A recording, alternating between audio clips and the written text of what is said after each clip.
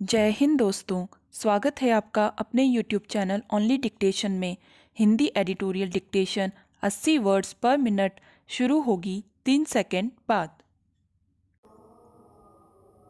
प्रलोभन देकर रूसी सेना में भर्ती कराए गए भारतीय युवाओं का मामला उजागर होने के बाद सरकार सतर्क हो गई है।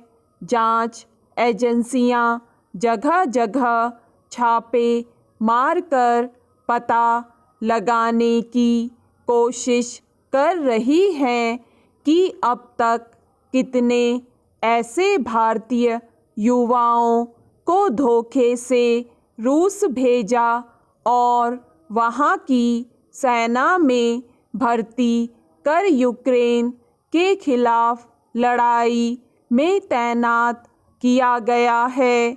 अभी तक इसका वास्तविक आंकड़ा पता नहीं चल सका है, मगर सीबीआई की जांच में खुलासा हुआ है कि कई एजेंसियों ने बड़ी संख्या में भारतीय युवाओं को छात्र वीज़ा पर रूस भेजा और वहां उन्हें सेना में सहायक के रूप में तैनात कर दिया गया। यह मामला तब सामने आया जब वहां से कुछ युवाओं के मारे जाने की खबरें आईं। अब सरकार उन एजेंसियों के खिलाफ कड़ी कार्रवाई करने और धोखे से रूस भेजे गए भारतीय युवाओं को मुक्त कराने का प्रयास कर रही है। हालांकि यह कोई पहली घटना नहीं है जब युवाओं ने रोजगार की तलाश में दूसरे देश का रुख किया।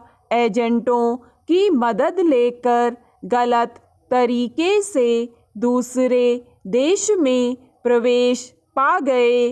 अक्सर खाड़ी देशों से भी इसी तरह भारतीय युवाओं के बंधक बनाए जाने की खबरें आती हैं, जो नौकरी दिलाने वाले एजेंटों की मदद से वहां जाते हैं।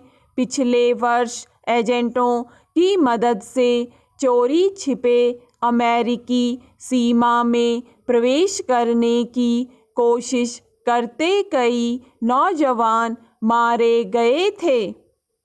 करीब 2 महीना पहले ही जब इजराइल ने भारत से मजदूरों की मांग की और हरियाणा, उत्तर प्रदेश, राजस्थान आदि की सरकारों ने वहां जाने के लिए युवाओं की भर्ती खोली तो भीड़ उमड़ पड़ी। भारतीय युवाओं में विदेश जाकर नौकरी करने की ललक कुछ अधिक देखी जाती है। यही वजह है कि ब्रिटेन, कनाडा आदि ऐसे देशों में जाने के लिए युवा और उनके परिजन मुंहमांगी रकम देने को तैयार नजर आते हैं। जहां जाना आसान और रोजगार के अवसर अधिक हैं, मगर गलत तरीके से रूस भेजे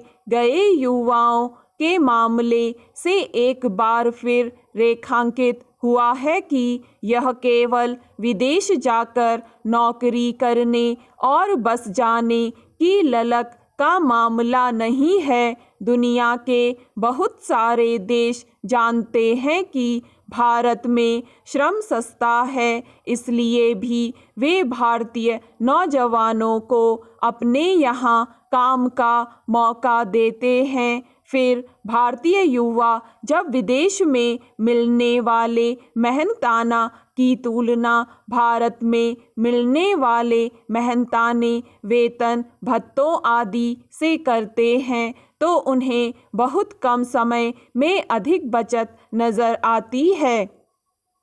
हालांकि नौकरी आदि के लिए विदेश जाने वालों के लिए पंजीकरण कराने का प्रावधान है, ताकि सरकार के पास उन लोगों का आंकड़ा रहे, मगर फिर भी बहुत सारे युवा नियम कायदों के मुताबिक काम न मिल पाने की वजह से एजेंटों के जरिए दूसरे देशों में प्रवेश कर जाते हैं। स्टॉप। दोस्तों, अगर आपको ये डिक्टेशन पसंद आए तो लाइक करें, सब्सक्राइब करें और अपने दोस्तों के साथ भी शेयर करें।